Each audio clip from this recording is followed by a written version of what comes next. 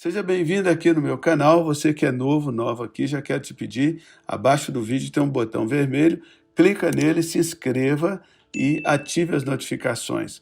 Estamos falando aqui a respeito do louvor e adoração e hoje nós vamos falar a respeito dos elementos vitais do louvor. Primeira pergunta que devemos fazer, meu irmão, minha irmã, é o que é o louvor? Se a gente pudesse, assim, analisar o louvor, abrir, né, a palavra louvor, analisar detalhe por detalhe, o que nós descobriríamos lá no íntimo dessa palavra, lá no âmago dessa palavra? Qual é a essência? Qual é a substância? Qual é a natureza do louvor? Do que consiste o verdadeiro louvor? Quais são os elementos vitais envolvidos no louvor a Deus? Nós vamos examinar, então, algumas palavras do Antigo Testamento que são traduzidas por louvor. Qual a nossa finalidade nisso? Descobrirmos alguma coisa sobre o significado, a importância que essas palavras devem transmitir, e todas elas significam louvor. Primeira palavra que vamos falar é a palavra hebraica halal. A palavra halal é a palavra traduzida por louvor, que é a mais usada no Antigo Testamento. A aparição dessa palavra halal, louvor, no Antigo Testamento, acontece cerca de 88 vezes. E o significado básico dela é esse: é produzir um som claro. É isso que significa a palavra halal. Produzir um som claro, límpido. O significado adicional dessa palavra é gabar-se, celebrar, elogiar com grande entusiasmo, gloriar-se. Então, querido irmão, querida irmã, o verdadeiro louvor, ele deveria apresentar primeiramente um som claro e definido, uma coisa distinta.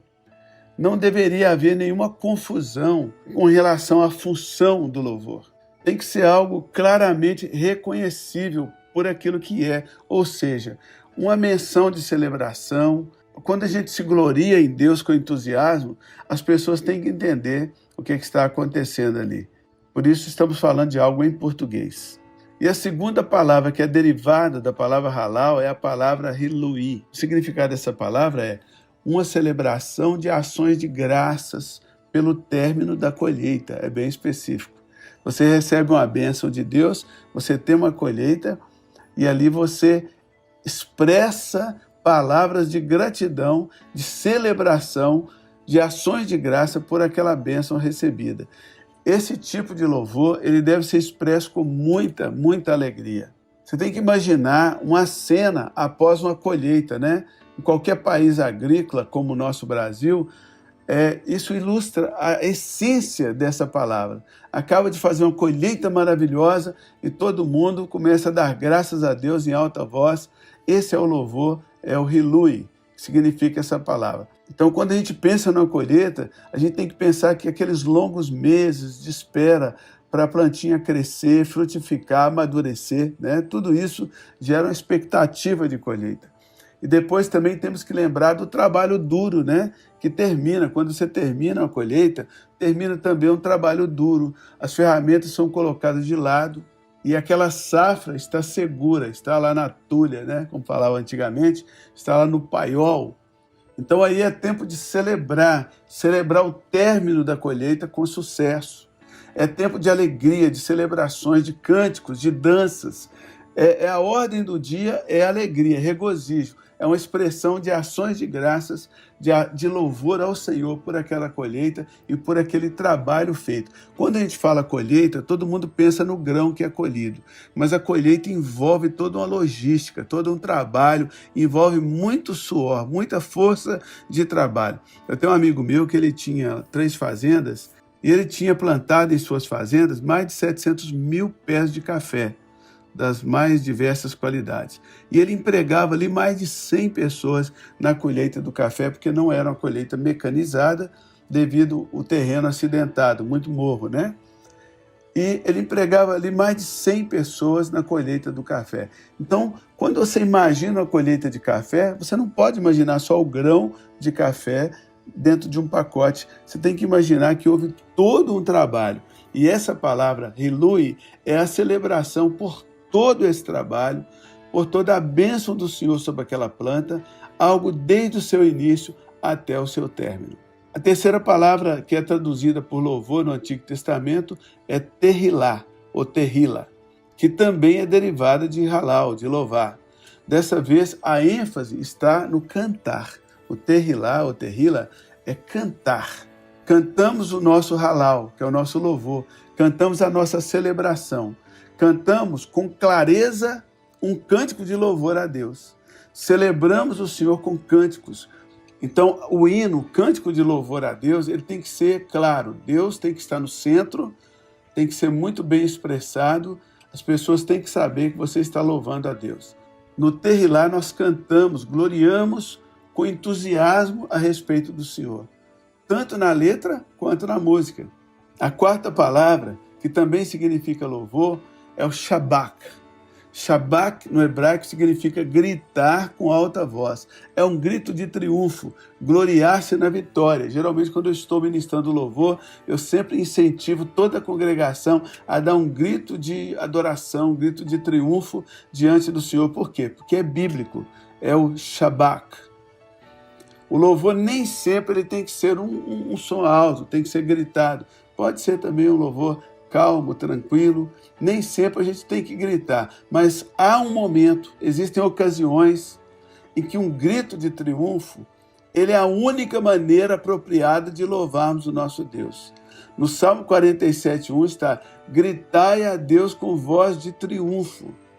É aquele grito do exército quando vence a batalha ou quando está marchando para a batalha, convicto da vitória, porque o Senhor é que nos dá a vitória. Aquele grito, o exército gritando, tocando trombetas, fazendo barulho, espantando o inimigo. Quando você sentir vontade, meu irmão, minha irmã, de gritar para Deus, não perca tempo, grite, entre dentro do seu carro, feche as janelas e dá um grito de louvor. Eu grito no trânsito, eu grito dentro de casa, eu grito para Deus fora dos cultos da igreja. Eu costumo gritar ao Senhor. Permita que esse grito saia do fundo, que saia aquele grito mesmo de guerreiro, de guerreira.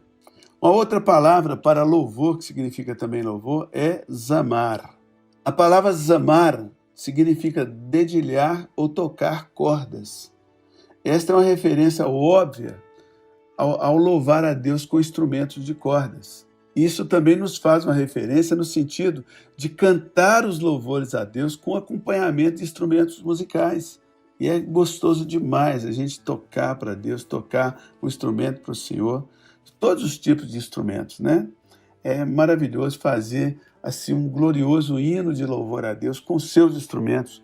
Os instrumentistas, me escute com atenção, no momento que você está tocando, você não está acompanhando quem está cantando, você está louvando o seu Criador.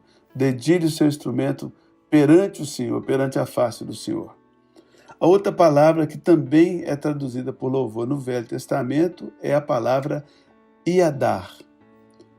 O significado básico da palavra iadar é expressar uma confissão de agradecimento.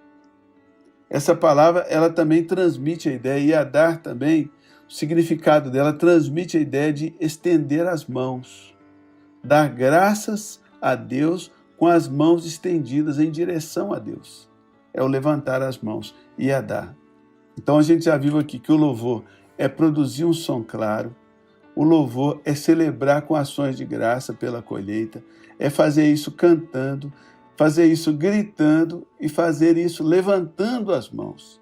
A outra palavra que também é traduzida para louvor no Antigo Testamento é a palavra todá. Todá, quem já foi a Israel, toda vez que você faz algo de bom para alguém, a pessoa diz assim, todá arabá, muito obrigado, né? Todá é obrigado, é agradecimento. É uma palavra que vem da mesma raiz da palavra iadar e tem, obviamente, um significado bem semelhante. É ações de graça, é dizer obrigado, é estender as mãos em adoração em ações de graça, especificamente a palavra todá. Próxima palavra também traduzida para louvor é a palavra barak, significa ajoelhar-se em adoração.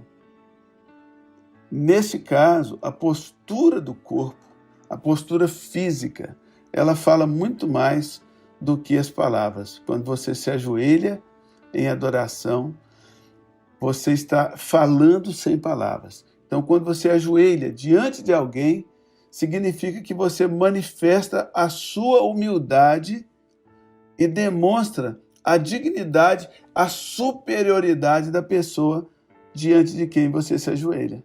Muito simples, né, queridos?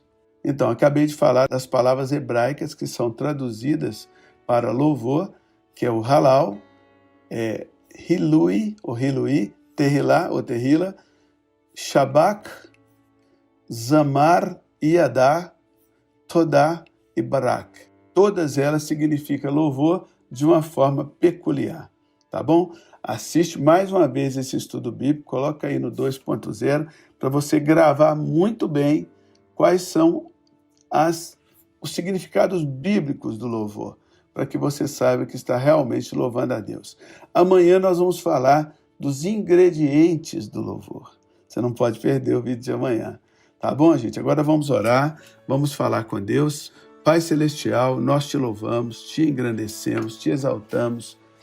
Nós aprendemos hoje a respeito do verdadeiro louvor ao Senhor e nos colocamos aqui. Eu levanto as minhas mãos agora em louvor a Ti, Senhor, com ações de graças a Ti, por esse ano que está findando. Esse ano nada mais é do que uma colheita que está sendo entregue, que está sendo terminada.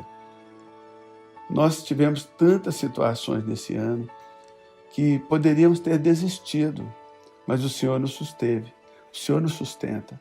O Senhor é o nosso sustentador, o Senhor é o sustentador de Israel, sustentador da Tua igreja. Nós te louvamos, te bendizemos, que nesse tempo de festa, que nesse tempo de alegria, de confraternização, de comer juntos, que essa pessoa que está arredia, longe da família, possa aproveitar essa ocasião, Senhor, para reatar os laços de amizade, de companheirismo, os laços de família que não podem ser quebrados por nenhum motivo, por brigas, por dissoluções, por dissensões. Meu Deus, nada disso é mais poderoso do que o laço de família.